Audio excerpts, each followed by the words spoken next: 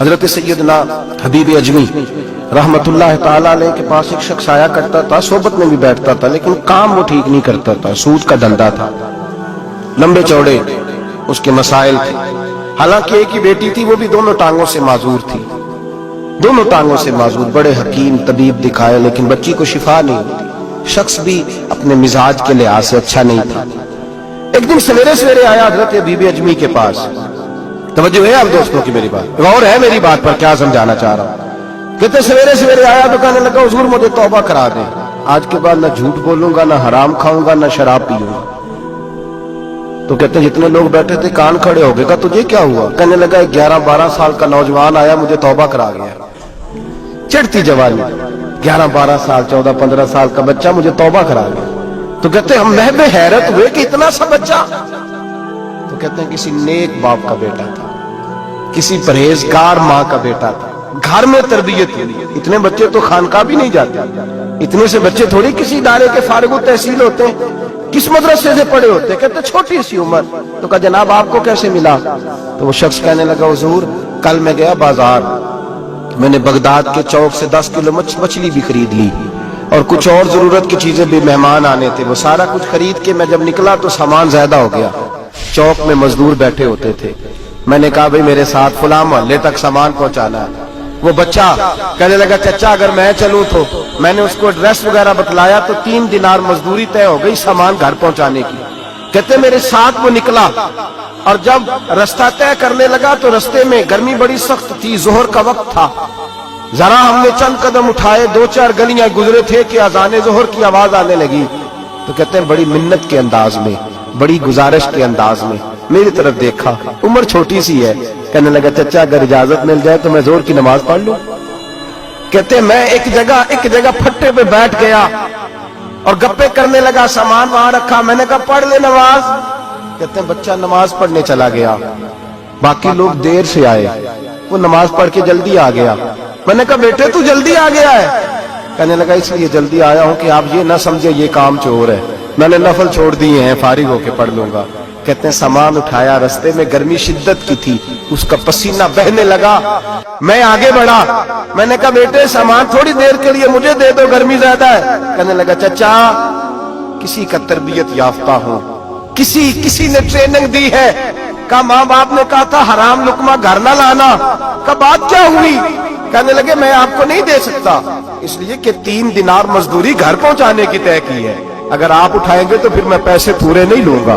دامان نے توکل کی یہ خوبی ہے کہ اس پر پابند لگے ہوتے پر دھبے نہیں ہوتے، میں پھر مزدوری پوری نہیں لوں گا، پیسے کم لوں گا۔ کہتے ہیں میں محو حیرت ہو گیا، اس جوان کی بات نے میرے سارے وجود تھر تھر کبا ڈالا کہ اس دور میں اس قسم کے لوگ۔ کہتے ہیں گھر لے گیا اس کو، میں سامان رکھا، میں نے کہا تم یہاں ٹھہرو میں 3 دینار مزدوری لاتا ہوں۔ کہتے ہیں پیسے لینے گیا تو بیوی کو بتایا بڑا نیک ہے، بڑا پرہیزگار جوان ہے، کہنے لگی روٹی پکی ہوئی ہے، اسے کہو دوپہر کا کھانا کھا لے۔ کہتے ہیں میں باہر گیا، 3 دینار تھمائے، میں نے کہا بیٹے ایک بات مانو گے؟ تو کہتے ہیں 3 دینار دے کے کہنے لگا اب تو آپ مالک ہو گئے، میں نے نمک کھا لیا ہے، اب تو ہر بات مانوں گا، اصلہ نال جی نیکی کریے نسلہ تاک نہیں بھول دے، میں اب ہر بات مانوں گا۔ تو میں نے کہا دوپہر کا کھانا کھا لو۔ کہتے ہیں اس کی گردن جھک گئی اور بڑے دھیمے لہجے میں کہنے لگا میں نہیں کھا سکتا، میں نے روزہ رکھا ہوا ہے، روزہ رکھا ہوا ہے، نفلی روزہ رکھا ہوا ہے۔ کہتے ہیں میں اور پریشان ہوا، میں نے فوری طور پہ سوال کیا کہ اب تو کدھر جائے گا؟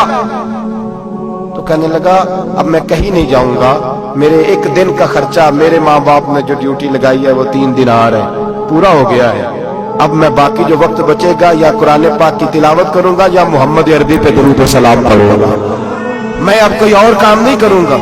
شخص کہنے لگا کہ میں نے کہا افطاری کر لینا، کہنے لگا مجھے مسجد بتا دو، میں جا کے اللہ اللہ کرتا ہوں، مجھے شام کو لے آنا۔ افطاری ہمارے ساتھ اس کی طے ہو گئی، مسجد چلا گیا، مغرب بعد لینے گیا تو کہنے لگا عشاء کے بعد آنا، اب تو میں نے پانی سے افطار کر لیا، کھانا کھانے جاؤں گا تو جماعت رہ جائے گی۔ کہتے ہیں عشاء کے بعد میں لایا، اس کو کھانا کھلایا، رات گہری ہو گئی تو میں نے کہا تو سو نہیں جاتا؟ کہنے لگا کوئی عرض نہیں، کبھی دور مزدوری کرنے نکل جاؤں تو رہ بھی جاتا ہوں، گھر والوں کو پتا ہے۔ کہتے میں نے مسافر خانہ کھولا، یوں سمجھیے ڈرائنگ روم بیٹھک میں نے کھولی، اس کو سلا دیا، मैं और मेरी बीवी अपनी माजूर बेटी को रोटी देने गए और हमने जाके उसको खाना खिलाया जो टांगों से माजूर थी, और साथ कहा कि बेटी आज बड़ा परहेजगार जवान हमारा मेहमान है। आज चढ़ती जवानी और तकवे की रोशनी उसके चेहरे से चमकती है। क्या बात है, बड़े ही अच्छे घराने का तरबियत याफ्ता है। कहते हैं बच्ची को खाना खिला के लौटे, अपने कमरे में सो गए, बेटी अपने कमरे में लेट गई। तरस गए थे कि बेटी कदमों पे चले। तहज्जुद का वक्त हुआ तो दरवाजे पर दस्तक हुई। बड़ी बेचैनी के साथ उठे मियां बीवी, कौन है? बेटी की आवाज आई, अब्बा जी दरवाजा जल्दी खोलें। कहते हैं कलेजे फटने लगे, जहन बिखरने लगे।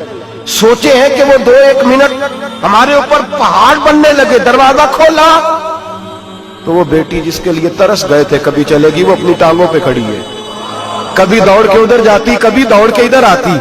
बेटियां परेशानी का फोन कर दे तो फिर भी आंसू निकल आते हैं, और बेटी घर में खुशी आ जाए तो फिर भी माँ बाप रो के ही शुक्र अदा करते हैं। इनके लिए रोते ही रहते हैं। कहते मैं तड़प गया।